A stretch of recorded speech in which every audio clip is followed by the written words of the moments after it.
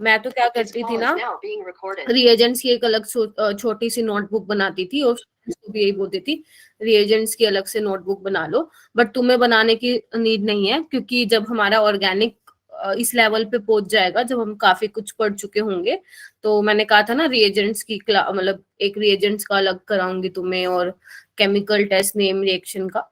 तो फिर जो उसमें होंगी सारी पीडीएफ में, वो तुम पढ़ लेना, अलग से नोट्स रहने देना, पहले ऑलरेडी तुम्हारे ऊपर इतना प्रेशर है। ठीक है? Okay ma'am. हाँ, बट अभी के लिए ना बस अपना फोकस रखो कि हमें हेलो एल्केन एंड हेलो एडीन करनी है, बाकी चीजें बाद में सोचना, अल्कोहल फिनोल ये सब बात की बात है, पहले हमें ये वाला चैप्टर कंप्लीट करना है। तो अच्छा मुझे ये बताओ, हमने लास्ट क्या क्वेश्चंस की प्रैक्टिस की थी ना, यहाँ तक मैंने छोड़ दिया था, राइट? और ये मैंने नंबर ऋषभ को दिया था। ऋषभ आ गया क्या? Yes ma'am. अच्छा राधिका सिंह, वैसे मैं माँ पी हूँ जो हम पर दया करते हो। तुम टेंशन न लो, तुम्हारी एक्स्ट्रा क्लास नहीं लगाऊंगी मैं केमिस्ट्री की, मैं ऐसे 2-2 घंटे लेके तुम्हारा सिलेबस कवर करवा दूंगी, क्योंकि एक तरह से तुम 12 आवर वाले बैच की तरह ही हो मेरे लिए, क्योंकि अभी तुम आओगे फिर 8:30 वाली क्लास में भी आओगे, तो 4 बेसिकली एक वीक में 4 अलग अलग टॉपिक कर पाओगे, है ना? Yes ma'am. अच्छा ग्रुप 8, 9, 10, 11 वाले हैंड रेज कर लो जी।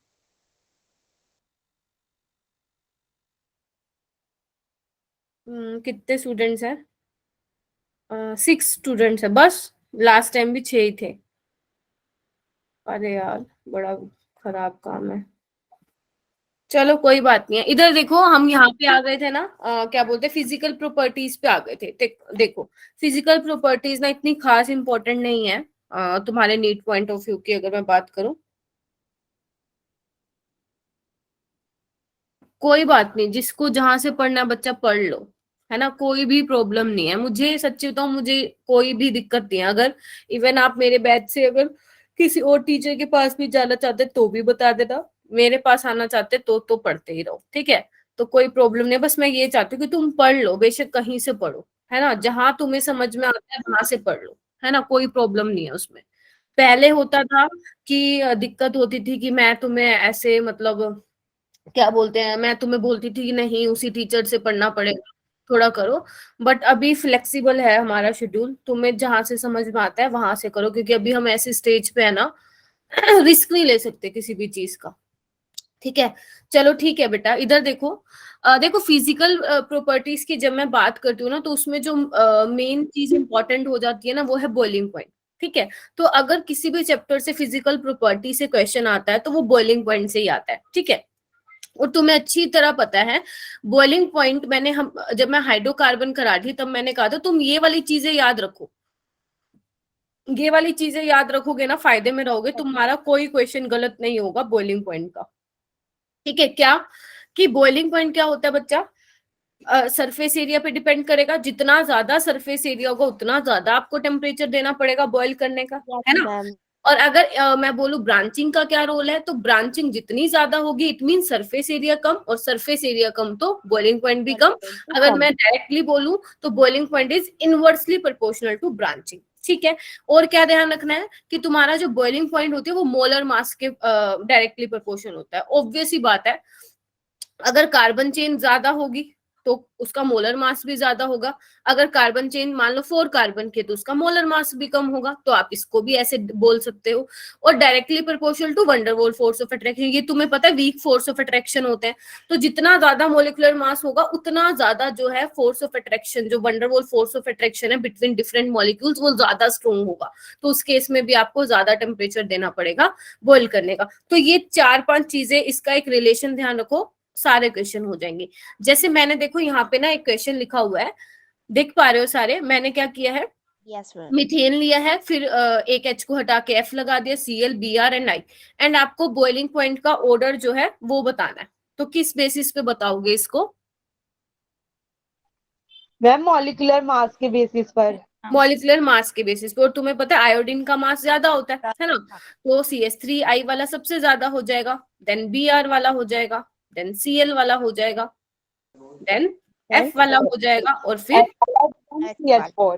ठीक है। देन अभी नेक्स्ट पे आओ। नेक्स्ट पे क्या है? ध्यान से देखो, CH3Cl, इसको देखो, इसको देखो, इसको देखो, और देखो कौन से बेसिस पे जो है, कौन सा फैक्टर जो है आप यहाँ पे एक्सप्लेन करोगे, बॉइलिंग पॉइंट का ऑर्डर जब आप लगाओगे, बताओ। ब्रांचिंग। मैम इसमें भी हम मॉलिक्यूलर मास से निकाल सकते हैं। हाँ, निकाल सकते हो। ब्रांचिंग से भी। हाँ, ब्रांचिंग बोल और दो या branching। सरफेस एरिया बोल दो, जैसे तुम्हारी मर्जी है। मुझे दिख रहा है कि जो ये लास्ट वाला है इसका सरफेस एरिया ज्यादा है, देन इसका, देन Yes। इसका, और सबसे लास्ट में इसका। तो मैंने ये सरफेस एरिया के बेसिस पे लगा दिया इसका ऑर्डर। ठीक है, तो तुम्हारे पास जैसे भी क्वेश्चन आता है ना, तुम्हें पता चल जाएगा। अभी तो हम हेलोएल्केन एंड हेलोएरीन कर रहे हैं, यहाँ पे हाइड्रोजन बॉन्डिंग का सीन नहीं आता है। लेकिन जब हम बच्चे अल्कोहल फिनोल पे जंप करेंगे ना, तो वहां पे बॉइलिंग पॉइंट डिपेंड करेगा हाइड्रोजन बॉन्डिंग पे, है ना। ये भी तुम्हें पता है कि जिस केस में हाइड्रोजन बॉन्डिंग ज्यादा होगी उसमें ज्यादा टेम्परेचर देना पड़ेगा बॉईल करने का। तो जैसे जैसे मॉलिक्यूल आएंगे वैसे वैसे हम उस पर कंसेप्ट लगाते जाएंगे कि क्या क्या, किस किस बेसिस पे हम जो है बता सकते हैं जो पूछा गया है। हाँ बोलो। मैम जैसे इसमें जैसा आपने इसमें CH2 का थ्राइस लिखा है, तो हाँ मतलब बीच में CH2 3 बार आ रहा है। हाँ, बीच में 3 बार आ रहा है, यानी कि टोटल 4 कार्बन है, इसमें टोटल 3 है, इसमें 2 है, इसमें 1 है। समझे? बना के दिखाऊं राधिका क्या? नहीं, वो आ गया आ गया। चलो आगे चलो। अभी ये वाला देखो, इसको कैसे करोगे, ध्यान से देखो। ये वाला देखो, ये वाला देखो, ये वाला देखो, एंड ये वाला देखो। एक काम करो ना, इसको बना के देखो अपनी नोटबुक में। इसको अपनी नोटबुक में बना के देखो, जब तुम्हें लग रहा हो कि थोड़ा सा कंफ्यूजिंग है, बना के देख लिया करो।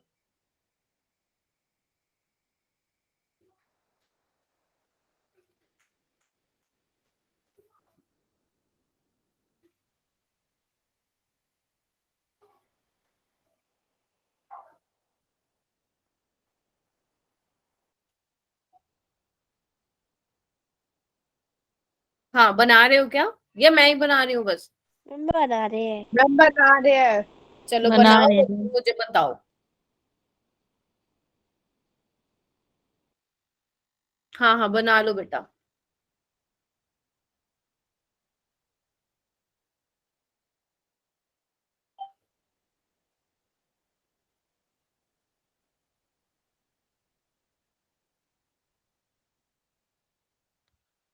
$34 स्टूडेंट्स हो गए। यार तुम लेट क्यों आते हो, ट्यूशन होती है क्या तुम सबकी? हैं? Yes ma'am.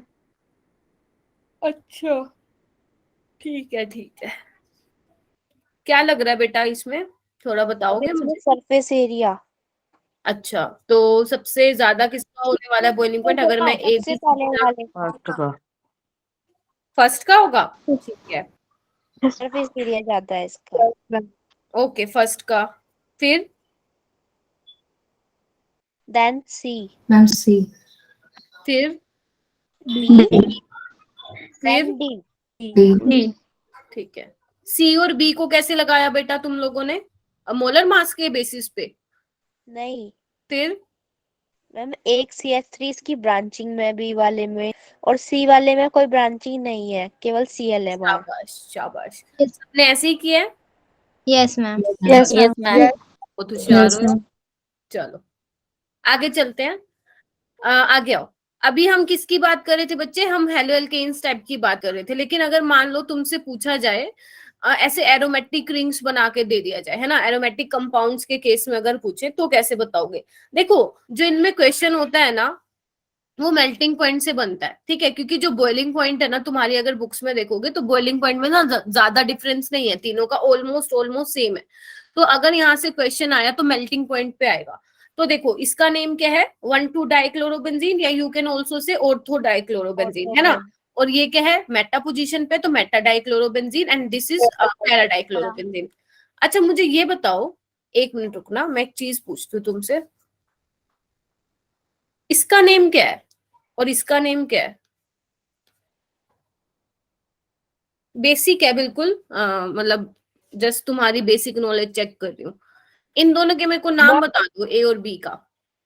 मैम दोनों का ही नाम वन दोनों तो सेम क्लोरोबेंजीन होगा, होगा। 1 क्लोरोबेंजीन। अच्छा, क्योंकि मैं इसको दोनों का अगर मैं इस एक सेकेंड, अगर मैं इसको ये बोलूं ऑर्थो क्लोरोबेंजीन और इसको बोलूं मेटा क्लोरोबेंजीन, तो मैं गलत बोल रही हूँ या सही बोल रही हूँ? मैम गलत बोल रहे हो मैम, क्योंकि गलत अदर बोल पेज रहे हो होनी आप। चाहिए। शाबाश। एक्चुअली ना मैं अपने बैच में पढ़ा रही थी, पता नहीं भूल गई हूँ मैं कौन सा था, शायद 12R का था। वो कह रहे थे मैम ये ऑर्थो है, ठीक है। तो मैंने सोचा तुमसे पूछती हूँ, जब तक बच्चे कोई सब्सिट्यूएंट नहीं लगा होगा ना तो आप नहीं बता सकते विच पोजीशन इज ऑर्थो और मेटा और पैरा, ठीक है। अभी क्या है, एक ही ग्रुप लगा हुआ है, तो ये सारी पोजीशन क्या है, इक्विवेलेंट। आप किसी पे भी लगा लो, उसका नेम क्लोरोबेंजीन ही रहेगा, ठीक है। चलो तुम होशियार हो यार। चलो आगे आओ। हाँ, तो मैं क्या बता रही थी, आपके पास ये है, देखो मैंने ना इसका एक्सपेरिमेंटल वैल्यूज भी लिख रखी हैं। तो आपको क्या दिख रहा है बच्चे, जो मेल्टिंग पॉइंट ऑर्थो क्लोरो का है वो 256 है, मेटा वाले का 249 है, एंड जो पैरा वाला है उसका 323 है। तो आप लोग क्या देख पा रहे हो कि जो ये ऑर्थो और मेटा वाला है इसका लगभग लगभग सेम है, ज्यादा डिफरेंस नहीं है मेल्टिंग पॉइंट का। अगर मान लो तुम्हें सैंपल में ना सपोज मेटा क्लोरो मिलता है, तो आप कैसे पता लगाओगे, अगर सपोज आप मेल्टिंग पॉइंट लेते हो ना, तो दोनों में आप बेसिकली ज्यादा डिफरेंशिएट नहीं कर पाओगे क्योंकि बहुत कम डिफरेंस है। लेकिन अगर आपको पता लगाना हो कि पैरा और मेटा में से कौन सा है आपके पास, तो आप ये मेल्टिंग पॉइंट का लगा सकते हो, क्योंकि पैरा वाले का बच्चे जो मेल्टिंग पॉइंट है वो 323 केल्विन है, ठीक है। या मैं बोलूं जो पैरा और मेटा से जब ये पैरा में जा रहा है तो ड्रास्टिक चेंज आ रहा है। तो ये क्यों हो रहा है, मेल्टिंग पॉइंट पैरा वाले का क्यों ज्यादा है, कोई बता पाएगा क्या? स्टेबिलिटी। हाँ, स्टेबिलिटी बोल दो या आप बोल दो सिमेट्रिकली, सिमेट्रिकल है कह ना, सिमेट्रिक है ना। तो मैं बोल सकती हूँ क्लोजली पैक्ड इन लैटिस, ये हम उसमें भी पढ़ते हैं, मतलब ये चीजें हम पढ़ते रहते हैं, फिजिकल में भी देखते रहते हैं ये, ठीक है। क्योंकि ये सिमेट्रिकल सिस्टम है, ज्यादा अच्छे से क्लोजली पैक्ड होंगे इसके जो मॉलिक्यूल्स होंगे as compared to meta and ortho. तो अगर ज्यादा सिमेट्रिकल होता है कोई चीज तो उसको आपको ज्यादा, ध्यान से सुनना, ज्यादा टेम्परेचर देना पड़ेगा मेल्ट करने के लिए। इसीलिए पैरा वाले का जो होता है बच्चा मेल्टिंग पॉइंट क्या होता है, 323 होता है। इसका इससे मतलब इतना नहीं पूछा जाता ऑर्थो और मेटा का, अगर पूछा जाता है तो पैरा वाले का पूछा जाता है, ठीक है। और कॉम्पिटिटिव में नहीं आएगा ये क्वेश्चन, टेंशन मत लो, बोर्ड्स में आ सकता है बट आपके नीट में नहीं आएगा ये, ठीक है। तो आप लिख सकते हो more symmetrical molecule closely packed in crystal lattice, ठीक है। आगे चलूं, बोलो जल्दी। Yes ma'am. चलो यस हाँ, उसके बाद मैं बात करूंगी डायपोल मूवमेंट की। चलो, डायपोल मूवमेंट क्या है, वेक्टर क्वांटिटी है, यस मैम। ठीक है। क्या होता है वेक्टर क्वांटिटी, वेक्टर क्वांटिटी का मतलब क्या होता है?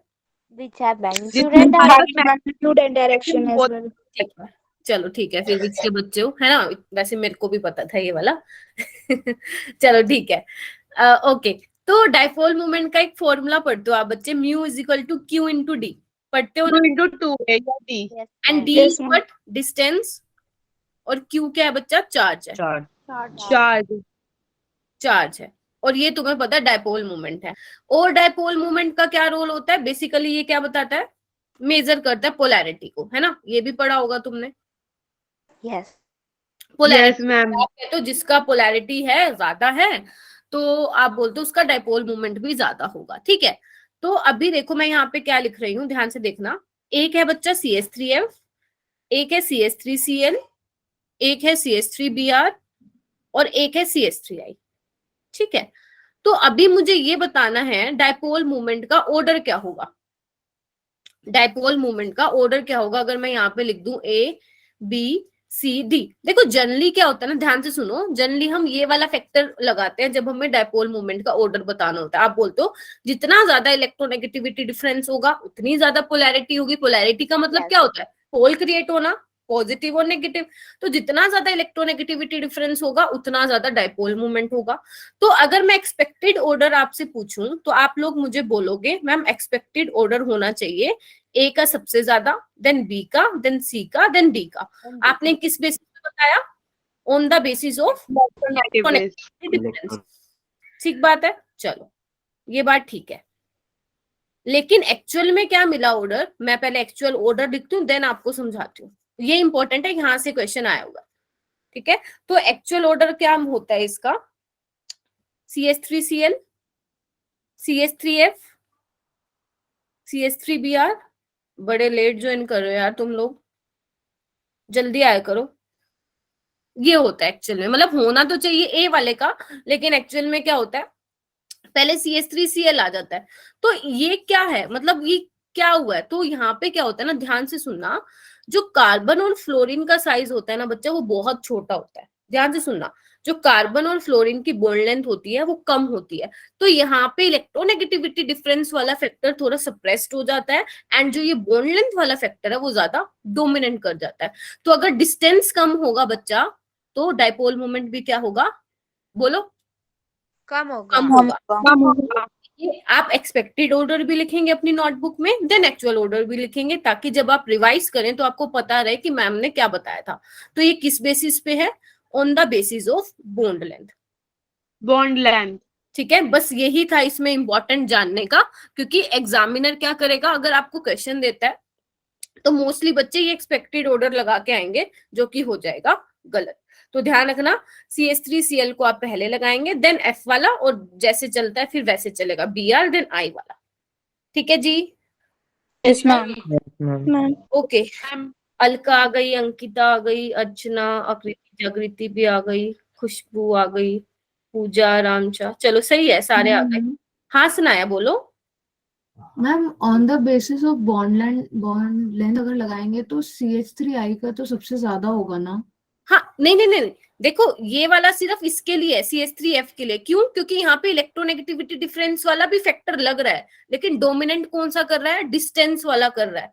लेकिन अगर आप ओवरऑल कंपेयर करोगे तो CH3Cl से, मतलब CH3Cl से थोड़ा सा पीछे आ जाएगा CH3F, लेकिन इन दोनों से हमेशा आगे रहेगा, क्योंकि ये वाला फैक्टर जो है इलेक्ट्रोनेगेटिविटी डिफरेंस, वो भी यहाँ पे अप्लाई तो हो रहा है।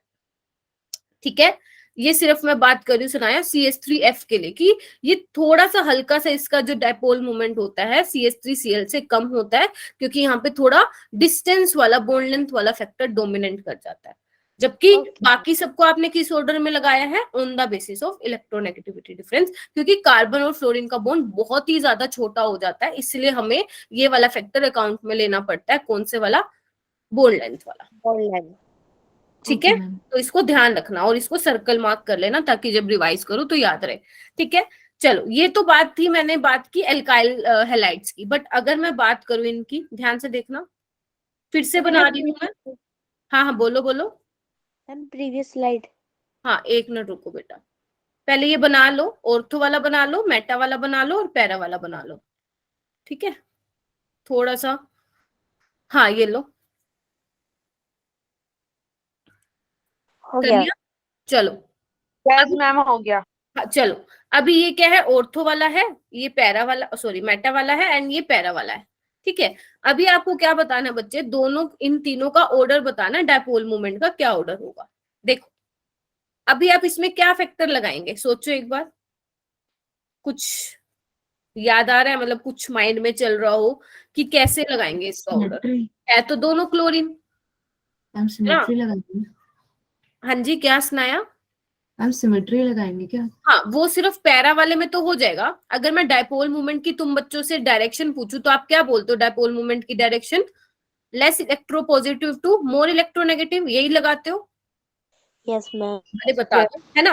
तो अगर मैं पैरा वाले की बात करूं तो एक ऊपर जा रहा है, एक नीचे जा रहा है, एक ऊपर जा रहा है, एक नीचे जा रहा है, यानी कि दोनों एक दूसरे को कैंसिल आउट कर रहे हैं, तो इसका डायपोल मोमेंट तो हो जाएगा 0, है ना। लेकिन इसका कैसे करोगे, इसका ऊपर जा रहा है और इसका यहाँ पे जा रहा है, तो ओवरऑल रिजल्टेंट क्या होगा, मतलब यहाँ कहीं आएगा।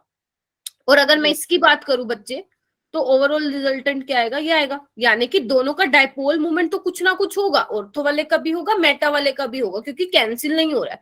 बट किसका ज्यादा होगा ये हम कैसे बताएंगे, तो ये हम बताते हैं बच्चे एंगल के बेसिस पे। क्या बोला मैंने, ये हम बताएंगे थीटा क्या है इनके बीच का। तो यहाँ पे वाले का ज्यादा होगा ना, है म्यू इज इक्वल टू, ये पैरेललोग्राम लो है, अगर आपने 9th-10th में पढ़ा होगा इसको तो, यस मैम। Yes ma'am. है ना। देखो मेरे को तो याद नहीं था, लेकिन तुम्हें पढ़ाने के लिए जब मैं पढ़ के आई तब मुझे पता चला ये इस वाले फॉर्मूले से निकलेगा। ठीक है, चलो, लेकिन तुम्हें तो याद होगा। देखो अगर मैं बोलूं बच्चे ये x1 है और ये x2 है, इनका रिजल्टेंट कुछ भी मान लो x हो जाएगा। तो अगर मैं इसका लगाऊं पैरेललोग्राम तो क्या होगा, x1 square x2 square 2x1 x2 cos theta, ये रहता है इसका फॉर्मूला। तो क्या मैं बोल सकती हूँ mu is directly proportional to cos theta, हाँ या ना? क्या मैं ये बोल सकती हूँ, सोच के बताना। बताओ क्या मैं ये बोल सकती हूँ? देखो कैसे, देखो अगर मान लो मैं थीटा 90 लेती हूँ तो कोस थीटा क्या, कोस 90 क्या हो जाएगा? 0। समझो ध्यान से। और अगर मैं थीटा 0 लेती हूँ तो कोस 0 क्या हो जाएगा बच्चा? 1।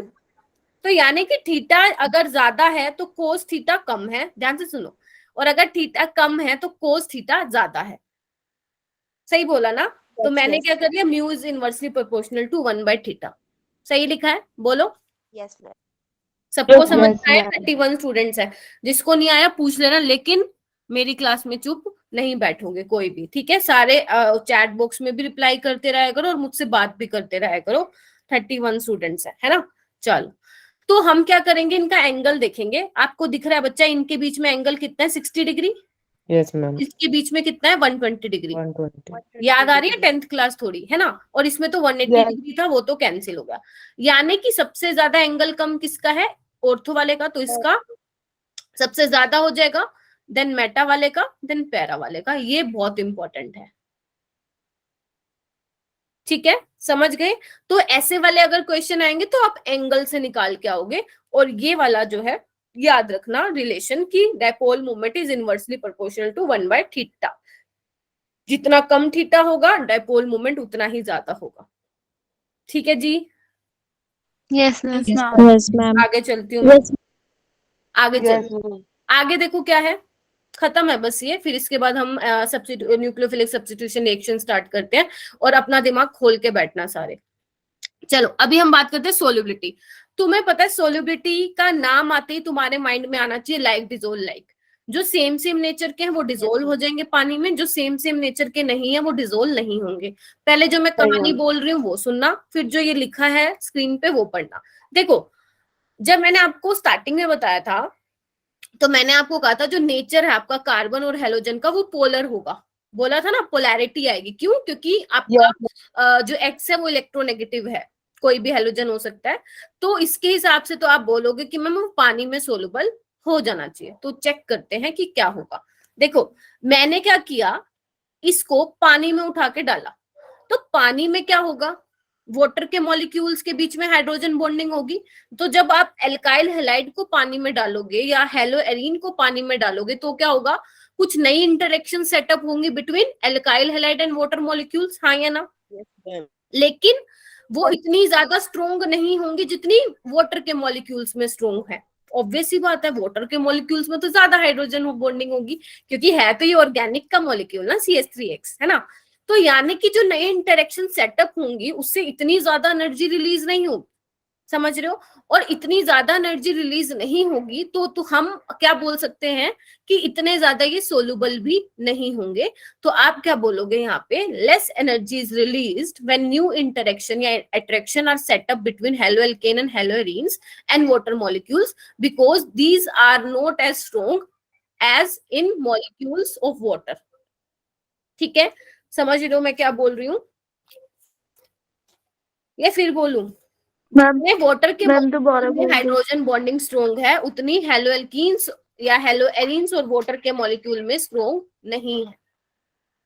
ठीक है? तो क्या होगा, इतने ज्यादा ये सोलुबल नहीं होंगे। अगर मैं बात करूं लोअर हेलोएल्केन के तो वो कुछ हद तक सोलुबल हो जाएंगे, लेकिन जैसे जैसे आप हायर हेलोएल्केन पे जाओगे उसमें क्या होगा, हाइड्रोकार्बन पार्ट बढ़ेगा। और आपको पता है हाइड्रोकार्बन पार्ट क्या होता है, वाटर रिपेल करता है ना, वाटर रिपेलेंट होता है। ठीक है? तो हाइड्रोफोबिक पार्ट वाटर को क्या करेगा, रिपेल करेगा। तो इतना ज्यादा इंटरेक्शन नहीं होगी, नहीं होगा तो सोलुबल भी वो नहीं होगा। और एक वाटर का मॉलिक्यूल कितने हाइड्रोजन बॉन्ड बनाता है? 4 हाइड्रोजन बॉन्ड बनाता है। तो ये आपको याद रखना चाहिए 11th में। ठीक है? अगर याद नहीं है तो अभी ध्यान रखना। कैसे बनते हैं एक वाटर मॉलिक्यूल, कैसे 4 हाइड्रोजन बॉन्ड बनाता है, पता है क्या किसी को? Yes ma'am. कैसे बनाता है बताओ? मैम बस जो वाटर मॉलिक्यूल अगर हम देखें तो जैसे इसमें आपने डायग्राम में ही बता रखा है कि OH होता है और ऊपर लोन पेयर होता है, और हाँ H के सामने कोई O आ जाएगा तो उससे वो हाइड्रोजन बॉन्ड बना लेगा। ठीक है। देखो एक तो यहां से बनेगा, एक इस वाले H से बनाएगा, एक ये लोन पेयर से भी बनाएगा। समझ रहे हो मेरी बात? यस। इस तरह से, और एक इस तरह से बना देगा। तो एक वाटर का मॉलिक्यूल बच्चा 4 हाइड्रोजन बॉन्ड बनाता है। तो हाँ आदिल, क्या हुआ बेटा, कुछ पूछ रहे थे क्या आदिल? ठीक है, तो अगर कोई आपसे पूछे haloalkane and haloarenes are soluble in water, तो आप मना कर दोगे नहीं भाई नहीं होता है। क्लियर है? रीजन मैंने आपको Yes, ऑलरेडी ma'am. बता दिया। तो जितना मैंने अभी तक कराया है सारे हो गई। सैंडमेयर रिएक्शन समझ में आ गई तुम लोगों को? डाइएजोटाइजेशन रिएक्शन आ गई समझ में? ये सारी चीजें मैंने करा दी ना? Yes, ma'am. Yes, एक ma'am. चीज पूछूं? हाँ हाँ बोलो। मैम एनर्जी कम रिलीज होने से क्या मतलब है मैम? देखो ध्यान से सुनना, यहाँ पे मैं कौन सी एनर्जी की बात कर रही हूँ बच्चा? सोल्वेशन एनर्जी की बात कर रही हूँ राधिका।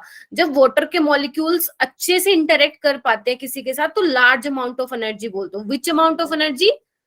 सोल्वे हाइड्रेशन एनर्जी जिसको बोलते हो, या सोल्वेशन एनर्जी बोलते हो। जब वाटर के मॉलिक्यूल इंटरेक्ट करते हैं तो अच्छे से इंटरेक्शन हो पाएगी तो ज्यादा एनर्जी निकलेगी, कम इंटरेक्शन हो पाएगी तो लेस आपकी सोल्वेशन एनर्जी या हाइड्रेशन एनर्जी रिलीज होगी, मतलब लेस नेगेटिव होगी।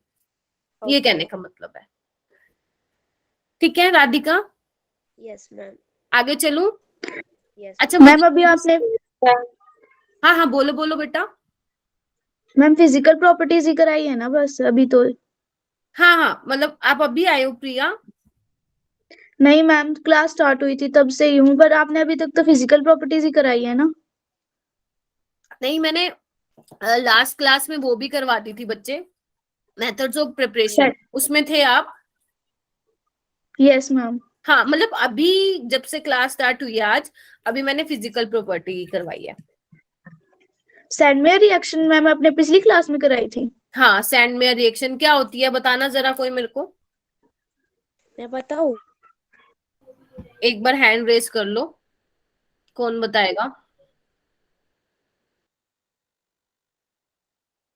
साहिबा आप ये किसके साथ देख रहे हो? सिर्फ आप खाली फ्लोरीन को नहीं देख के बता सकते हो, आप क्या कंपाउंड लेना चाहते हो ये बताना पड़ेगा आपको, है ना? कौन सा कंपाउंड ले रहे हो वो बताना पड़ेगा बच्चा आपको।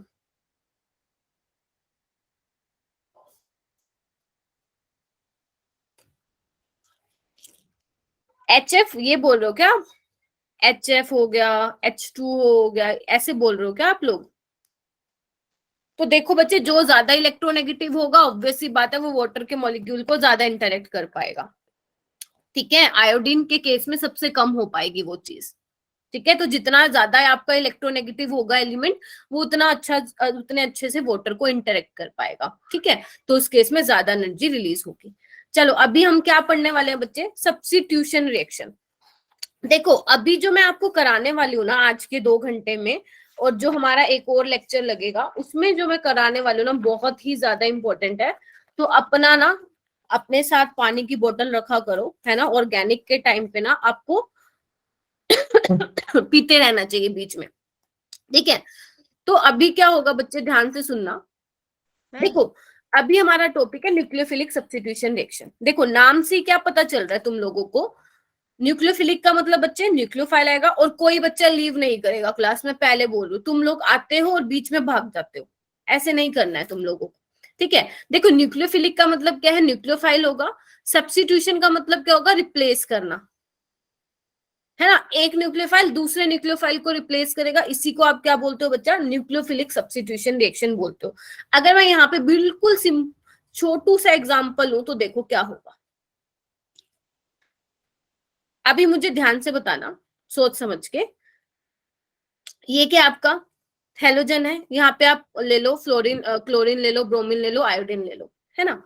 तो ये क्या बच्चा? इलेक्ट्रोनेगेटिव है और ये पार्शली पॉजिटिव आएगा, हाँ या ना? तो एक बात, ये पार्शली पॉजिटिव है, इट मींस इसके ऊपर कोई भी न्यूक्लियोफाइल आके अटैक कर सकता है ना? और जैसे ही अटैक करेगा ये बाहर भागेगा, क्योंकि अगर तुमने इसको बाहर नहीं भगाया तो क्या हो जाएगा? 5 बॉन्ड बना लेगा कार्बन, और तुम्हें पता है 5 बॉन्ड में वो स्टेबल नहीं है, कार्बन के 4 बॉन्ड ही बनते हैं। तो यानी कि यहाँ पे क्या हो जाएगा? ये हो जाएगा। तो यहाँ पे क्या हुआ? एक न्यूक्लियोफाइल ने दूसरे न्यूक्लियोफाइल को क्या कर दिया? रिप्लेस कर दिया। तो ये सिंपल है, जस्ट आपको डेफिनेशन समझाने के लिए कि what is nucleophilic substitution reaction. ठीक है, और जो ये बाहर निकलता है बच्चा, इसको क्या बोलते हैं हम? Leaving group. Leaving group. Leaving group. होते हैं। तो लिविंग ग्रुप क्या होते हैं? लिविंग ग्रुप जो अपने साथ अपने इलेक्ट्रॉन को लेके चले जाते हैं। जैसे ये क्या किया इस बंदे ने, एक्स ने क्या किया, ये अपने दोनों इलेक्ट्रॉन को साथ लेके चला गया।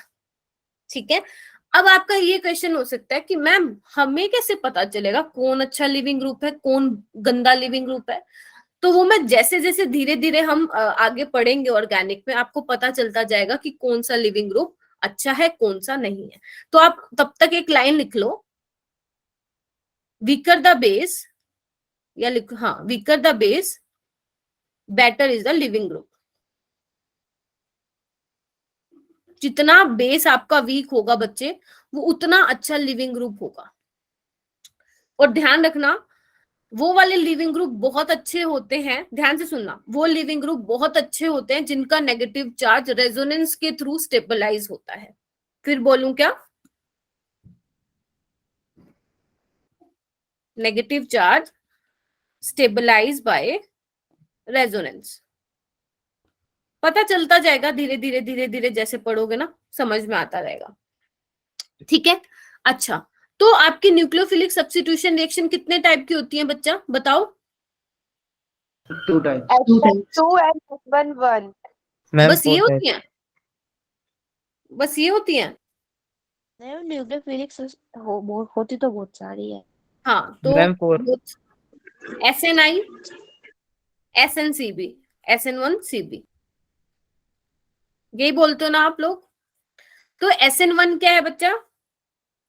हाँ, आपको यही पढ़ना है बेटा, आपको यही पढ़ना है, ये इतना ज्यादा नहीं पढ़ना। जहां पे इसकी नीड आएगी वहां पे मैं बताते हुए चलूंगी, बट हमारा जो फोकस रहने वाला है वो फर्स्ट 2 पे रहने वाला है। तो ये क्या है बच्चा? Nucleophilic substitution reaction, first order.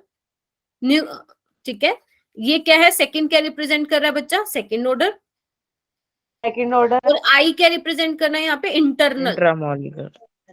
हाँ, इंट्रामोलिकुलर भी बोल सकते हो, इंटरनल भी बोल सकते हो। Intramolecular substitution nucleophilic reaction. और ये क्या है? Conjugate substitution nucleophilic reaction. ठीक है, चल, ये वाला आपके मतलब ये भी हमें पढ़ना है, लेकिन वो 1-2 रिएक्शन में यूज होगा जब मैं मैकेनिज्म कराऊंगी, वहां इसका थोड़ा सा रोल आएगा। अदरवाइज हमें इस 2 चीजों पे फोकस करना है। ओके, तो परम इज सेइंग कि मैम अच्छे लिविंग ग्रुप होने का क्या मतलब, क्या फायदा है? देखो परम, अगर लिविंग ग्रुप बच्चा अच्छा होगा, अगर लिविंग ग्रुप बहुत अच्छा होगा तो रिएक्शन फास्ट हो जाएगी। ठीक है, अभी मैं बताऊंगी, अभी मैंने SN2 नहीं करवाया ना, धीरे धीरे हम उस पर आगे चलेंगे। ठीक है, तो सबसे पहले बच्चे हम स्टार्ट करेंगे SN2 से।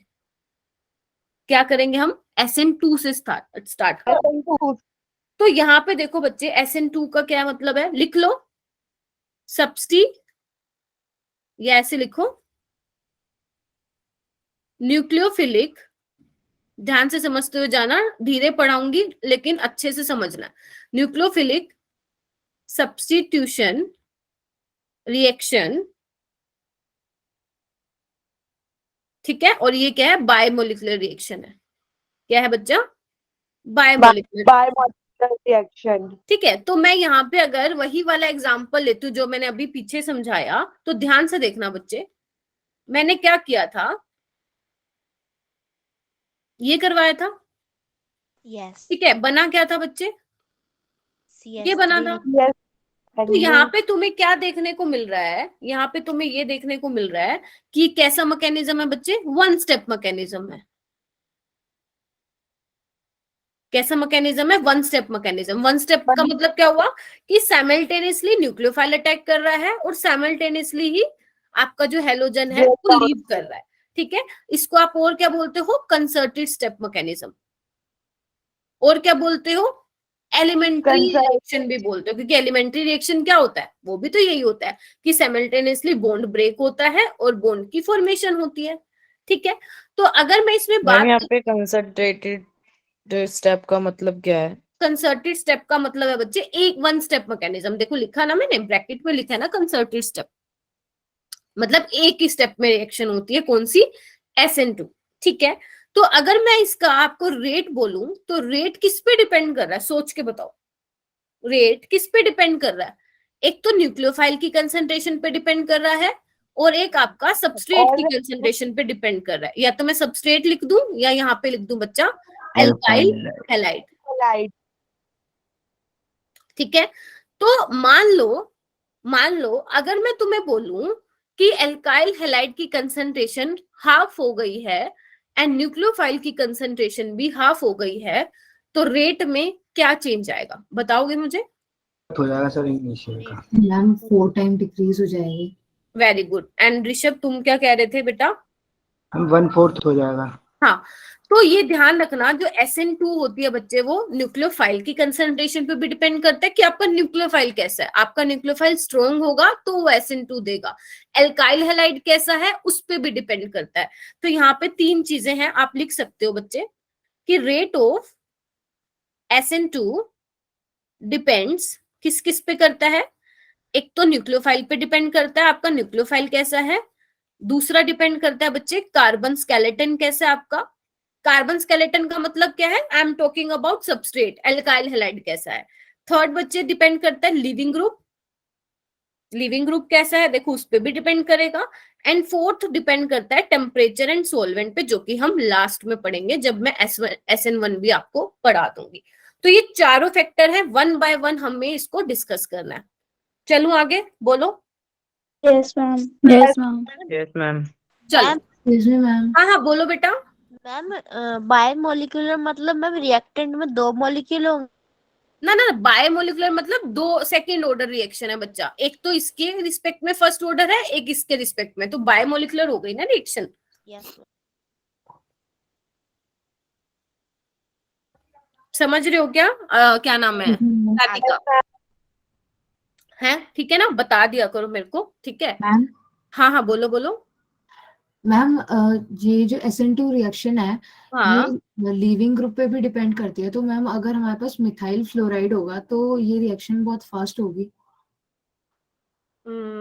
चलो इस पे भी आते हैं, सनाया इस पे भी आते हैं, ठीक है? चलो तो ये वाला क्वेश्चन सनाया अपने पास रखना, मुझे याद है। सबसे पहले हम बात करते हैं न्यूक्लियोफाइल की, ठीक है? चलो अभी देखो मैंने ना ये यहाँ पे कुछ डेटा लिखा हुआ है, बुक से लिया है मैंने ये डाटा। अभी देखना यहाँ पे क्या लिख रही हूँ मैं। एक बार मैं न्यूक्लियोफाइल ले रही हूँ OH नेगेटिव, एक बार ले रही हूँ मैं ये क्या है कार्बोक्सिलेट आयन, और ये क्या है सल्फोनेट, और डी वाला क्या है बच्चे वाटर है, ठीक है? तो मैंने यहाँ पे ना SN2 का रेट लिखा है। आप लोग ना इसको थोड़ा ध्यान से देखना। आपको यहाँ पे क्या दिख रहा है कि अगर मैं OH नेगेटिव ले रही हूँ एज अ न्यूक्लियोफाइल तो आपका SN2 का रेट फास्ट हो रहा है। ये वाला ले रही हूँ तो मॉडरेट, सल्फोनेट वाला ले रही हूँ तो स्लो, एंड H2O वाला ले रही हूँ तो स्लो है। समझ गए ना? अब इसको एक्सप्लेन कैसे करेंगे बेटा? देखो ये देखो स्लो क्यों है? क्योंकि वाटर आपका क्या है बेटा? एम्फोटेरिक है। क्या है? एम्फोटेरिक। वो एसिड की तरह बिहेव करेगा और बेस की तरह बिहेव करेगा, ठीक है? तो वाटर भी जहां पे भी आ जाए, अगर आपको वाटर को कंसीडर करना हो एज ए न्यूक्लियोफाइल तो आप देखते ही बोल दोगे कि इतना अच्छा न्यूक्लियोफाइल नहीं है, रिएक्शन क्या हो जाएगी? स्लो हो जाएगी, ठीक है? अच्छा ये कैसे है, इसका फंडा समझ में नहीं आया। ध्यान से सुनना। न्यूक्लियोफाइल का मतलब क्या होता है बच्चे? Electron rich. न्यूक्लियोफाइल क्या करेगा? इलेक्ट्रोफाइल पे अटैक करेगा। तो अगर न्यूक्लियोफाइल को बच्चा इलेक्ट्रोफाइल पे अटैक करना है तो न्यूक्लियोफाइल के पास क्या होनी चाहिए? इलेक्ट्रॉन डेंसिटी होनी चाहिए, हाँ या ना? Yes sir. तो इसमें क्या होता है बच्चे कि जो ये ऑक्सीजन पे नेगेटिव चार्ज है वो क्या जाता है, इस वाले ऑक्सीजन के साथ भी रेजोनेंस में जाता है और इस वाले के साथ भी जाता है। तो इसके जो इलेक्ट्रॉन है वो अवेलेबल नहीं है फॉर डोनेशन, तो इस वजह से रिएक्शन कैसी हो जाती है बच्चा? स्लो हो जाती है, ठीक है? इसमें क्या होता है? इसमें सिर्फ इस वाले ऑक्सीजन में क्या है? डीलोकलाइजेशन है, इसलिए रिएक्शन होती तो है लेकिन ना फास्ट होती है ना स्लो होती है। जबकि हमारा जो OH नेगेटिव है ना ये बहुत मस्त है, ये बहुत फ्री है, इसको किसी को नहीं देना इलेक्ट्रॉन, ये डायरेक्ट इलेक्ट्रोफाइल पे जाके अटैक करेगा, इसलिए इस केस में रिएक्शन फास्ट होती है। क्लियर हो गया सारे?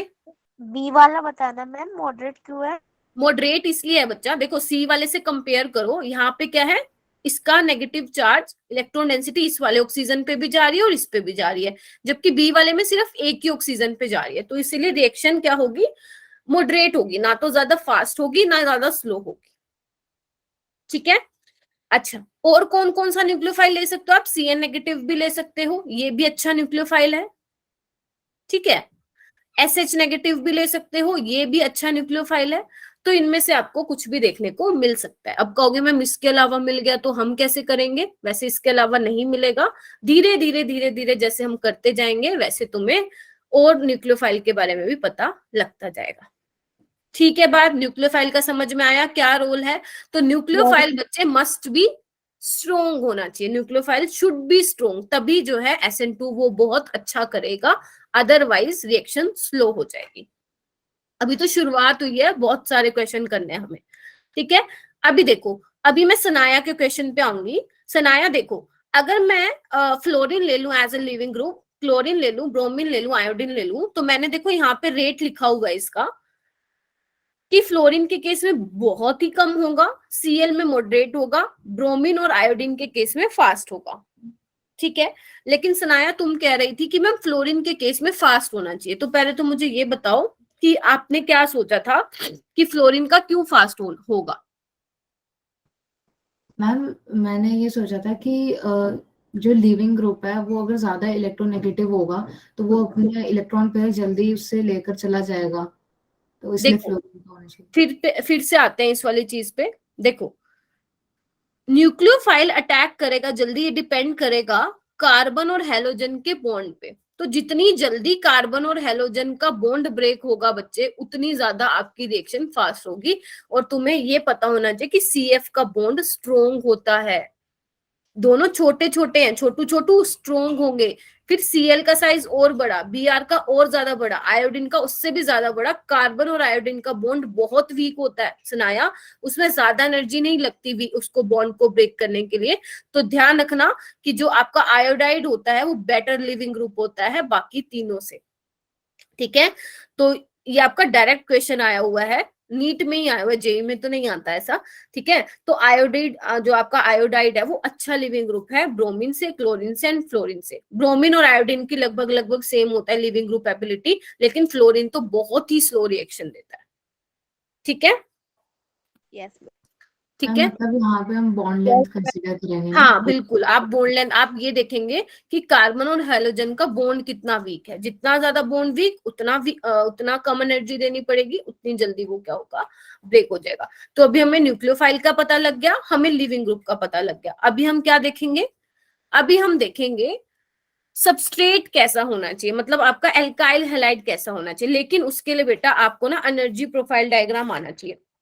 अगर आपने एक चीज नोटिस की हो ना कि मैं ये एनर्जी प्रोफाइल डायग्राम आपको मोस्टली हर चैप्टर में बनवाती हूँ, चाहे वो केमिकल काइनेटिक्स हो, चाहे आपका ये ऑर्गेनिक का हो, आपको देखने को मिलता है ये energy profile diagram. Chemical kinetics में भी बनवाया था अगर तुम लोगों को याद हो तो, यस मैम। है ना?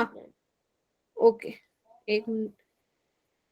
हाँ, तो अभी यहाँ पे क्या हुआ, ध्यान से देखना बेटा। अभी मैं इसका मैकेनिज्म भी कराऊंगी। ये क्या एनर्जी और रिएक्शन प्रोग्रेस है। यहाँ पे मैंने रिएक्टेंट लिया है, आप कुछ भी ले सकते हो, सपोज मैंने ये ले लिया, ठीक है। और यहाँ पे क्या बन गया आपका, प्रोडक्ट बन गया। मान लो मैंने ये बना दिया प्रोडक्ट, ठीक है। तो ये क्या रिप्रेजेंट कर रही है, ट्रांजिशन स्टेट रिप्रेजेंट कर रही है। समझ पा रहे हो ना कि रिएक्टेंट से प्रोडक्ट में जाने के लिए आपको इतनी एनर्जी चाहिए होगी, तो ये क्या होगी, एक्टिवेशन एनर्जी। पता है ना ये सबको, पूरी थ्रेशोल्ड एनर्जी होगी, जितनी एक्स्ट्रा एनर्जी होगी उसको आप एक्टिवेशन एनर्जी बोलोगे। और हम इसको क्या बोलते हैं, जो ये मैंने पहाड़ जैसा बनाया इसको हम बोलते हैं बच्चा ट्रांजिशन स्टेट। और तुम्हें अच्छे से पता है ट्रांजिशन स्टेट का लाइफ टाइम कम होता है, वो जल्दी से क्या कर लेता है, प्रोडक्ट में चेंज हो जाता है, ठीक है। तो SN2 में बच्चे क्या बनती है, ट्रांजिशन स्टेट बनती है। अभी कैसे बनती है ये देखो, ध्यान से देखना। मैम, मुझे ट्रांजिशन स्टेट वाला कांसेप्ट समझ में अभी नहीं क्लियर आया। हो जाएगा, ध्यान से देखना। देखो ये क्या लिखा है मैंने, एल्काइल हैलाइड है ना, प्राइम एल्काइल हैलाइड है, ठीक है। ध्यान से देखना अभी, क्योंकि तुमने आई थिंक ना सिर्फ ये सुना सुना है ट्रांजिशन स्टेट, इसका होती क्या है ये अब देखो ध्यान से। ओके, तो अभी क्या है, न्यूक्लियोफाइल आएगा, है ना। अभी ध्यान से सुनना, एक्चुअल में ना चीजें कैसे होती है। आप लोग ये तो बोल देते हो कि मैम ये बॉन्ड ब्रेक करेगा, न्यूक्लियोफाइल अटैक कर देता है। तो न्यूक्लियोफाइल अटैक कहाँ करता है, मतलब बेसिकली मैं ये बताना चाहती हूँ न्यूक्लियोफाइल अपने इलेक्ट्रॉन कहाँ डालता है। तो देखो बच्चे, ये क्या है, CX है, तो ये क्या सिग्मा बॉन्ड है, आपको पता है सिग्मा ऑर्बिटल है, ये लिख दूं,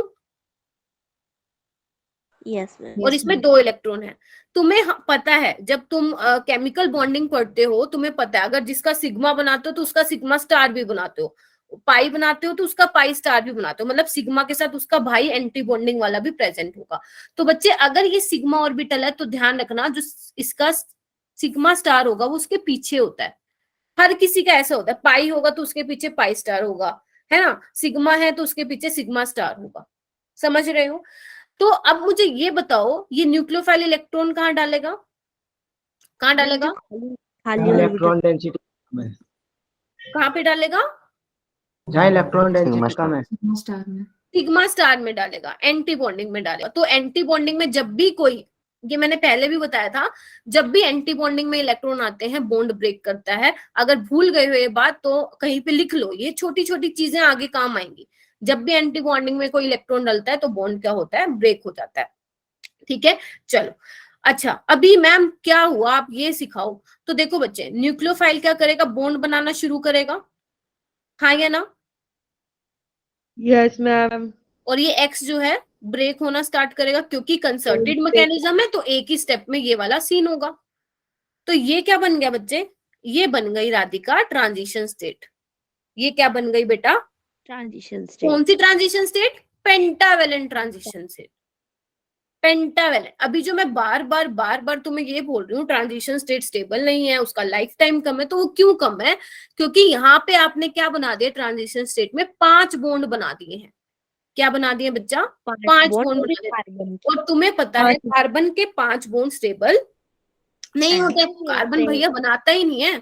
तो ये क्या करेगा, फटाक से ये बना लेगा, हटा दे। ठीक है, न्यूक्लियोफाइल को ऐसे देखो। मैम, हाँ बोलो। मैम न्यूक्लियोफाइल और कार्बन के बीच की बॉन्ड और कार्बन और हेलोजन के बीच की बॉन्ड, मैम हाँ। कुछ डिफरेंस होता है दोनों के बीच हाँ की हाँ बॉन्ड? हाँ हाँ, ये वाली बात सुनो ध्यान से।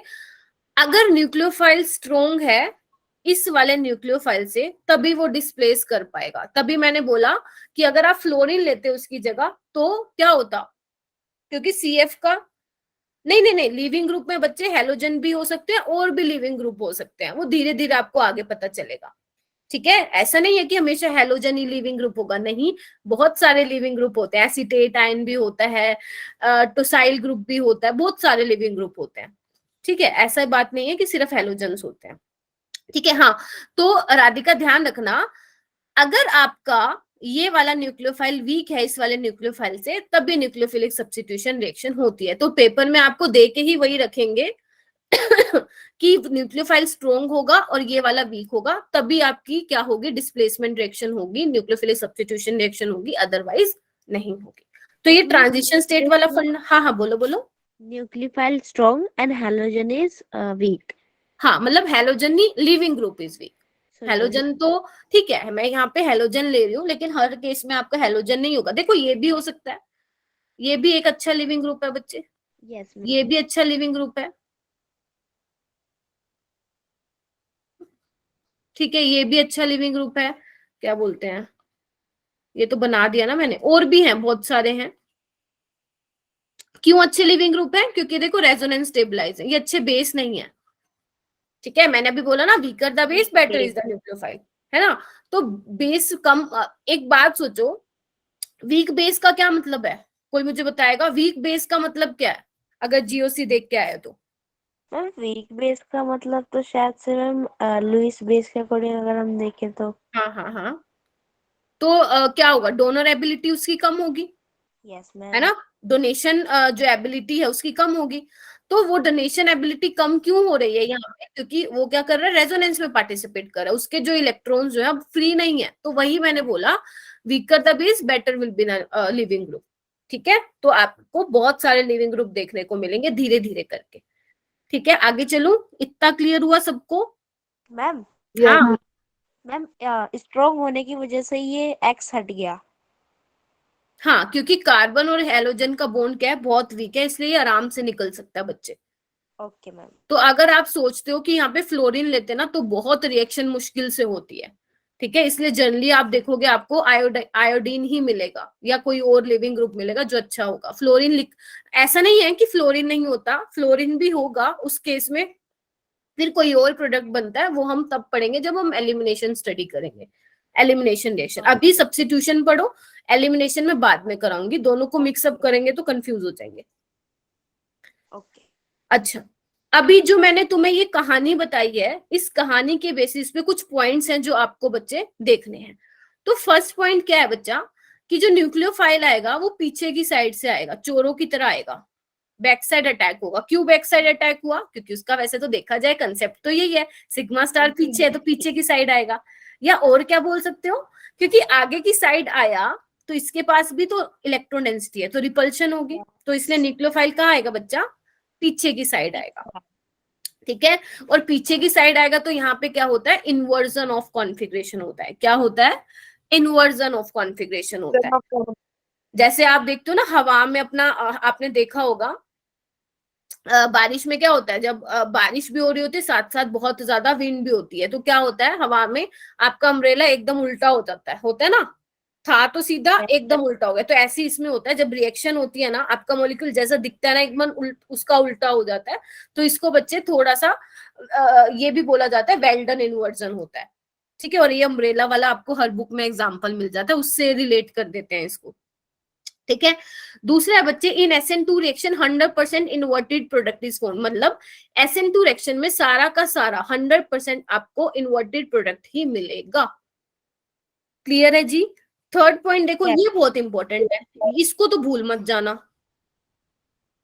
ठीक है, क्या लिखा हुआ है? मोर द स्टीरिक हिंड्रेंस, ध्यान से सुनना, मोर द, और ये बच्चे जो लेफ्ट कर रहे हो ना अभी भाग जाओ, नहीं पढ़नी तो organic. More the steric hindrance lesser will be the tendency of nucleophile to attack. क्या बोल दिया मैंने? जितना ज्यादा स्टीरिक हिंड्रेंस होगी, जितनी ज्यादा क्राउडिंग होगी, न्यूक्लियोफाइल की जो अटैक करने की टेंडेंसी है वो क्या हो जाएगी? कम हो जाएगी। जैसे देखो इधर देखो, अगर ये ट्रांजिशन स्टेट बहुत ही ज्यादा बल्की होती, मतलब अगर मैं इसको बोलूं ये बहुत ही ज्यादा क्राउडिंग होता, तो न्यूक्लियोफाइल बेचारा जब आता क्या फेस करता? रिपल्शन फेस करता। और अगर रिपल्शन फेस करता तो भैया कैसे रिएक्शन हो जाती? बहुत स्लो होती है। ठीक है, तो एक ये वाला पॉइंट ध्यान रखेंगे। जब भी बच्चे आपको कोई भी टीचर पूछे SN2 से क्या समझते हो, आपका हाथ खड़ा होना चाहिए और आप बोलोगे स्टीरिक हिंड्रेंस। तो जब भी SN2 का नाम आता है, स्टीरिक हिंड्रेंस भी उसके साथ साथ आपके माइंड में आना चाहिए। ठीक है, ओके। फोर्थ पॉइंट क्या है? Electron withdrawing group accelerate the SN2 reaction. क्या बोल दिया मैंने? जो आपके इलेक्ट्रॉन विड्रॉइंग ग्रुप हैं वो SN2 रिएक्शन को क्या करेंगे बच्चा? फास्ट करेंगे। अब ये कंसेप्ट क्या है आपको अगर यहाँ पे देख पा रहे हो, तो यहाँ पे देखो ट्रांजिशन स्टेट क्या है बच्चा? नेगेटिवली चार्ज है, हाँ है ना? Yes ma'am. तो आपको अगर GOC देख के आए हो तो आपको पता है जो -I और जो -M ग्रुप होते हैं वो कार्बन आयन को स्टेबलाइज करते हैं, हाँ या ना? हाँ। और वो वाले कौन से होते हैं जिनके पास, जिनका -I और -M इफेक्ट होता है? इलेक्ट्रॉन विड्रॉइंग ग्रुप होते हैं। तो जो इलेक्ट्रॉन विड्रॉइंग ग्रुप होते हैं बच्चे, वो ध्यान रखना एक्सेलरेट करते हैं रिएक्शन को। तो अगर मैं मान लो यहाँ पे एक एग्जांपल लिख के बताती हूँ तुम्हें, एक सेकेंड,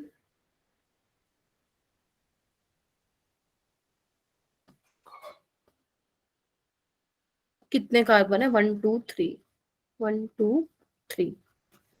ठीक है, अगर मैं पूछूं बच्चे इन दोनों में से रिएक्शन किस में फास्ट होगी, मतलब किस केस में जो है न्यूक्लियोफाइल मजे से अटैक करके ये बाहर भगाएगा? कोई बता पाएगा या मैं समझाऊं? मैम क्या? सेकंड में।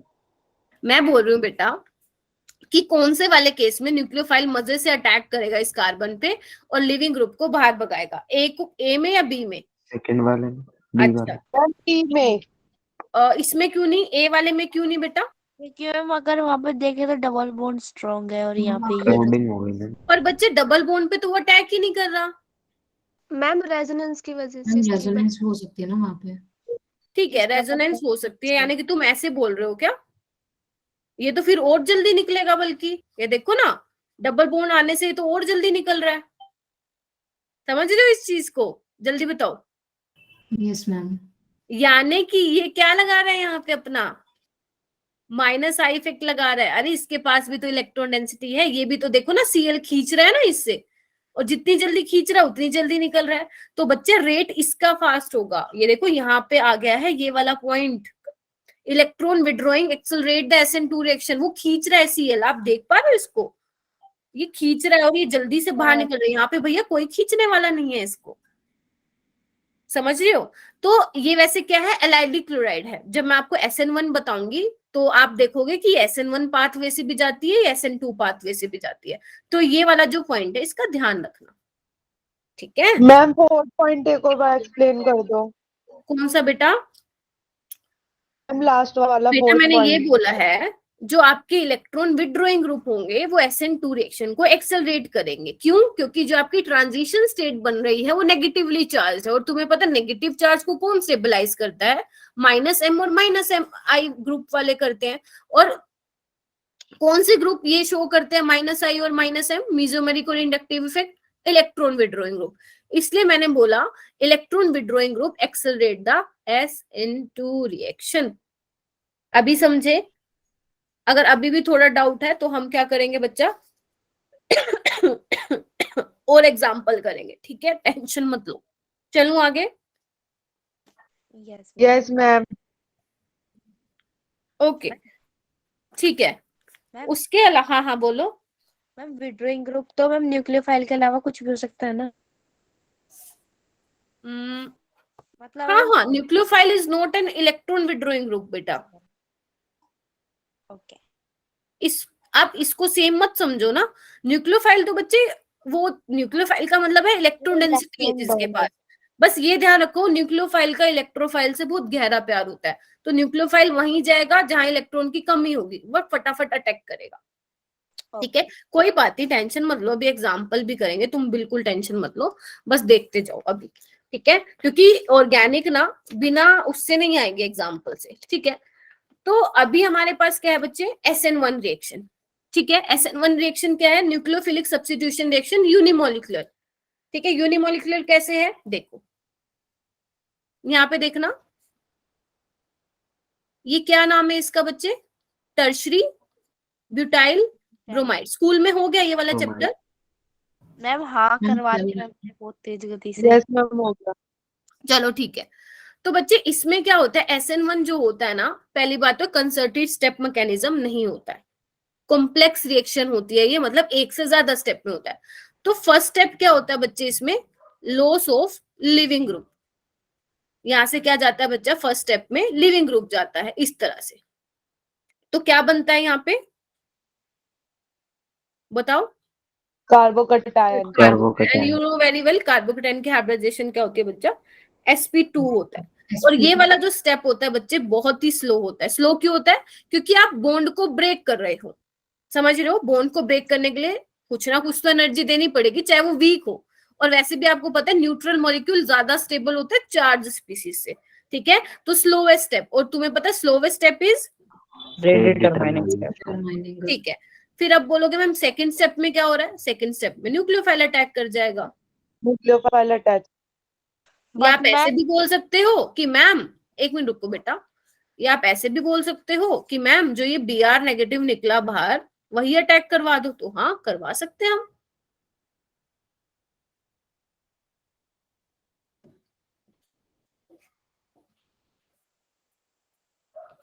तो इसमें मैं बताना क्या हाँ बोलो राधिका, कुछ कह रहे थे क्या तुम? मैम अभी आपने मैम लिविंग ग्रुप में बताया अगर ब्रोमीन होगा तो वो रेट तो फास्ट होगी ना, रेट मतलब रेट जो होगा उसका फास्ट होगा। लिविंग ग्रुप एबिलिटी ज्यादा होगी बेटू। मैं कंपेयर कर रही थी, फ्लोरीन लोगे, क्लोरीन लोगे, ब्रोमीन लोगे, आयोडीन लोगे, इसकी बात कर रही थी बेटू मैं, ठीक है। यहाँ पे मैं बता रही हूँ कि बॉन्ड को, चाहे वो बॉन्ड वीक है कार्बन ब्रोमीन का, मैं मानती हूँ, लेकिन एनर्जी तो देनी पड़ेगी ना आपको, बेशक कम देनी पड़ी हो। तो इसलिए स्लोवेस्ट स्टेप। और ये मैंने जब आपको GOC कराई थी, मतलब जो भी कराई थी आप लोगों को, नहीं कराई थी वीडियो से, अगर तुमने देखा होगा तो मैंने वहां पे बता रखा है रेजोनेंस के टाइम पे कि जो न्यूट्रल स्पीसीज है वो ज्यादा स्टेबल होती है चार्ज स्पीसीज से, ठीक है। तभी तो बोलते हैं कि ऑर्गेनिक में अगर किसी भी स्पीसीज पे चार्ज आ जाता है तो वो अपने आप को क्या करेगा? स्टेबल न्यूट्रलाइज करेगा। और जो ये बच्चे 22 रह गए हैं ना, मेरे को बहुत गुस्सा आ रहा है, बहुत ही ज्यादा गुस्सा आ रहा है। आने दो 8:30 इन बच्चों को, मैं बताती हूँ। ठीक है, तो यहाँ पे आपको क्या देखने को मिल रहा है, अगर मैं बोलूं सिंपल कि जो रेट ऑफ SN1 है वो किस पे डिपेंड करेगा बच्चे? रेट ऑफ SN1 किस पे डिपेंड करेगा? एक तो आपका सबस्ट्रेट पे, एल्काइल हैलाइड पे डिपेंड करेगा, कार्बन स्केलेटन। हाँ वो बोल सकते हो, लिविंग ग्रुप पे भी करेगा, एंड थर्ड वन इज आपका टेम्परेचर एंड सोलवेंट पे भी डिपेंड करेगा, जो कि हम बाद में करेंगे जब दोनों रिएक्शन में पढ़ा, मतलब SN2 के साथ SN1 हो जाएगा ना, फिर पढ़ाऊंगी। ठीक है, अच्छा तुम्हें पता है बच्चे, slowest step is rate determining step, यानी कि रेट इसमें किस पे डिपेंड करेगा? सिर्फ एल्काइल हैलाइड पे डिपेंड करेगा। Alkyl most important halide। Question है तुम्हारे नीट का। यानी कि अगर मैं बोलूं कि आपने न्यूक्लियोफाइल की कंसंट्रेशन को डबल कर दिया तो रेट पे क्या इफेक्ट पड़ेगा, बताओ? No effect, no. Ma'am No कोई इफेक्ट नहीं पड़ेगा, नो नो इफेक्ट। जी। तो इसका मतलब क्या मैं ये बोल सकती हूँ क्या कि अगर आप SN1 में वीक न्यूक्लियोफाइल भी ले लो तो भी वो SN1 रिएक्शन करा देगा, है? बोलो। मैम लेकिन SN2 में मैं क्या बोल रही हूँ कि आपको स्ट्रॉन्ग न्यूक्लियोफाइल लेना पड़ेगा, तो एक अच्छा खासा डिफरेंस तुम्हें यहाँ पता चल गया। ठीक है, यस मैम। चलो अभी ये जो मैंने लिखा है ना इसको पढ़ते हैं हम। ठीक है, तो देखो, अच्छा यहाँ पे लिखा हुआ है, तो सबसे पहले हम बात करते हैं बच्चे कार्बन स्केलेटन की। देखो कार्बन स्केलेटन का मतलब क्या है, देखो आपका स्लोवेस्ट स्टेप क्या है, रेट डिटरमाइनिंग स्टेप है, और तुम्हें पता है कि इसमें क्या बन रहा है, कार्बोकेटाइन बन रहा है। तो मैंने देखो यहाँ पे अलग अलग कार्बोकेटाइन लगा दिए हैं, यहाँ पे मैंने क्या किया है, अलग अलग कार्बोकेटाइन बना दिए हैं, एंड तुम्हें क्या बताना है, रेट बताना है इनका, SN1 का रेट क्या होगा। ओके, हाँ बताओ बताओ, ओके नहीं बताओ। हम बना रहा था अभी डायग्राम। 1 2 3 4 अगर मैं ABCD बोल दूं तो तुम्हारे लिए आसान होगा ना बोलने के लिए, बोलो। ABCD ऑर्डर में। ऑर्डर में बता, रीजन बता दे ऋषभ बेटा। हाँ, तो मिथाइल ग्रुप है, ये स्टेबलाइज कर देंगे पॉजिटिव चार्ज। हाइपर कंजुगेशन से एक्सप्लेन कर सकते हो क्या बेटा इसको? Yes ma'am. यहाँ पे कितने अल्फा हाइड्रोजन है? 9। मतलब कार्बन 3 है, अल्फा हाइड्रोजन 3 3 6 एंड 9, हाँ या ना? यस। यस यहाँ पे मैम। कितने हैं? 7। यहाँ पे 7 कितने हैं? 3 4 5 5, 3। और यहाँ पे कितने हैं? 3। तो आप on the basis of hyper conjugation भी बोल सकते हैं, on the basis of plus I effect भी बोल सकते हैं कि यहाँ पे 3 मिथाइल ग्रुप अपना प्लस आई इफेक्ट लगा रहे हैं, यहाँ 2, यहाँ 1 और यहाँ पे 1 भी नहीं। तो SN1 किस पे डिपेंड कर गया बच्चा? स्टेबिलिटी ऑफ कार्बोकेटाइन, यानी कि टर्शरी वाला सबसे ज्यादा, देन प्राइमरी, ओ सॉरी सेकेंडरी, देन प्राइमरी, हाँ या ना? सबसे मैम सी वाले Yes, केस ma'am. में 5 कैसे हो गए? बच्चे ये देखो ना, 3 4 5, अब हम ये साइड वाले भी काउंट करेंगे इसमें अल्फा में? देखो ना ये इसी कार्बन से तो अटैच है ना बच्चे, ये अल्फा कार्बन, ये अल्फा हाइड्रोजन, ये अल्फा हाइड्रोजन। ओके, ठीक है, समझ रहे हो ना? ऐसे लिखोगे ना बेटा। एक second, I am so sorry, बिल्कुल सही कह रही है Radhika, this is not alpha, इस पे तो पॉजिटिव चार्ज है। ठीक है, ऐसे यहाँ पे भी 6 आएगा, यहाँ पे बच्चे 3 करो, और यहाँ पे 0 है। अभी ठीक है? यस मैम, है ना? अब ठीक है, है ना? तो ध्यान से देखना है, जिसपे कार्बोकेटाइन बना हुआ है उसके साथ वाला कार्बन अल्फा होगा, और उसपे आपको चेक करना है कि कितने हाइड्रोजन, तो जितने नंबर ऑफ अल्फा हाइड्रोजन उतनी ज्यादा स्टेबिलिटी। ठीक है। अच्छा एक और क्वेश्चन लेना है मुझे, 1 मिनट रुको, मैंने यहाँ पे ना लिखा हुआ था, 1 मिनट दे सको, बताना ध्यान से, ठीक है? बना रही हूं मैं, तुम भी बना सकते हो। स्टेबिलिटी ज्यादा होगी तो रेट ऑफ रिएक्शन ज्यादा होगा। रेट ऑफ SN1, हाँ। क्यों? क्योंकि हम क्या देख रहे हैं उसमें, कार्बोकेटाइन देख रहे हैं ना राधिका? Yes ma'am. तो अगर कार्बोकेटाइन स्टेबल होगा तो आपका जो SN1 रेट होगा वो फास्ट होगा ना बेटा? Yes ma'am. ठीक है, तो इसमें आप लगाओ ये, तो ये A है, ये B है, ये C है, और ये D है। मुझे क्या बताना है, मतलब आपको क्या बताना है? SN1 का ऑर्डर बताना है। बताओ, 8:15 पे छोड़ दूंगी, 15 मिनट्स का ब्रेक ले लेना, देन दोबारा क्लास में आ जाना, लिंक मैं शेयर कर दूंगी तुम्हारे साथ। चलो सोच के बताओ क्या होने वाला है यहाँ पे। यहाँ पे एक कंसेप्ट है, पहले तुम अपनी तरफ से बताओ। हाँ जी बोलो। DADC। नहीं नहीं, मैं बताऊं? एक ऋषभ, बच्चे हैंड रेस करना होता है, ऐसे नहीं करना होता, बाकी बच्चों को भी ट्राई करने देना चाहिए ना बेटू। मैम रेट बताना है ना इसमें? हैंड रेस करो तुम सारे, मैं अपने आप पूछूंगी। मैम क्वेश्चन में रेट ही बताना है ना? हाँ हाँ हाँ हाँ, रेट ऑफ SN1 या order of SN1, hand raise करो। रामाधर बताएंगे। पूजा, पूजा नाम है ना बेटा तुम्हारा? मैं भूल जाती हूँ, पूजा या प्रीति, बताओ। Ma'am BACD। BC। Ma'am BADC। Okay,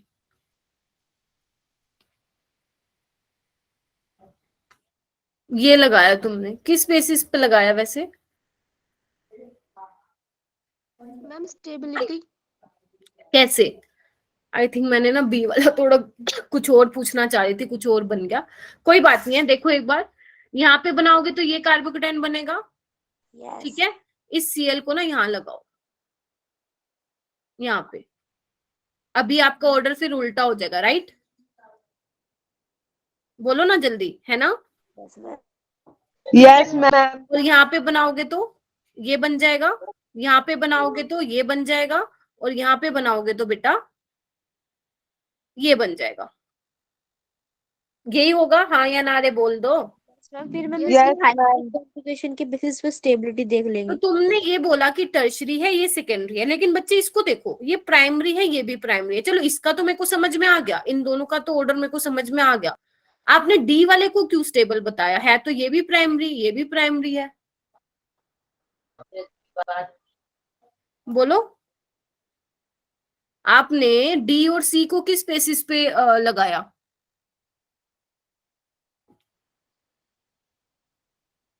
नहीं समझ में आया? आंसर तो तुम लोगों ने ठीक बोला है।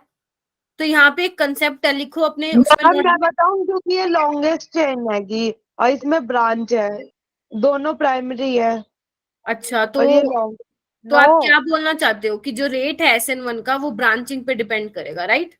नहीं करता मैम।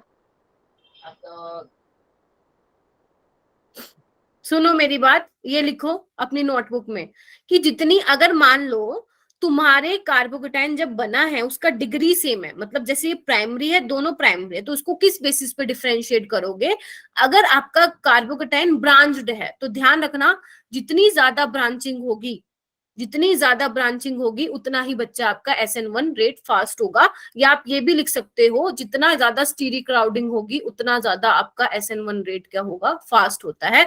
तो ये वाला जो पॉइंट है अपनी नोटबुक में मेंशन करो सारे के सारे, ठीक है? मैम कभी मतलब फंस सकते हो ऐसे क्वेश्चन में। हाँ सोनी? मतलब मैंने सही बताया था। हाँ सही मैम बताया था। हाँ मैम यहाँ पे हम वो वाली नहीं देखेंगे जो भी पीछे करा था जिस हाइपर कंजुगेशन से? हाँ, नहीं लगाएंगे। अगर हाइपर कंजुगेशन लगाओगे तो तुम ये बोलते मैम यहाँ पे एक अल्फा हाइड्रोजन है और यहाँ पे 2 अल्फा हाइड्रोजन है, तभी मैंने ये आपको एग्जांपल दिया है। तो जब भी प्राइमरी प्राइमरी सेम बने ना, तो एक बार देख लेना कि वहां पे ब्रांचिंग तो नहीं है। अगर ब्रांचिंग है तो बच्चा यही वाला फैक्टर से लगा के आओगे। ये इंपॉर्टेंट भी है और ये भी बोल सकते हो कि ये थोड़ा सा डिफरेंट भी है बाकी एग्जाम्पल से, ठीक है? लिख लिया सबने? फिर मैम ये हमने किस बेसिस पे बताया? लास्ट वाले तो सेम थे, उसमें ब्रांचिंग के अकॉर्डिंग बता दिया। फिर मैम इसमें किस बेसिस से किया? नहीं बच्चे, इसमें आप ब्रांचिंग के बेसिस पे बताओगे ना, इसमें तो ब्रांचिंग के बेसिस पे कैसे बताओगे? इसमें तो सारे अलग अलग हैं। ये हाँ। टर्शरी है, ये सेकेंडरी है, ये प्राइमरी है, और ये कुछ है ही नहीं। मैं बता रही हूँ जब डिग्री सेम होगी, इधर देखो, जब डिग्री सेम होगी तब आप ब्रांचिंग वाला कंसेप्ट लगाओगे, अदरवाइज अपना आप हाइपर कंजुगेशन से जा सकते हो। बट मैम जैसे 3 डिग्री और 2 डिग्री यहाँ पे तो हाइपर कंजुगेशन ही देखेंगे ना? हाँ यहाँ पे आप देख सकते, हाँ हाइपर कंजुगेशन देख लो कि यहाँ पे 9 अल्फा H है और यहाँ पे देख लेना कितने बन रहे हैं। यस वेट है। ठीक है चलो अभी क्या करें, टाइम हो गया है, ब्रेक ले लो और मुझे मिलो तुम 825 पे मिल जाओ सारे के सारे। मैं लिंक शेयर कर दूंगी। मैम इसके आगे कंटिन्यू करेंगे ना?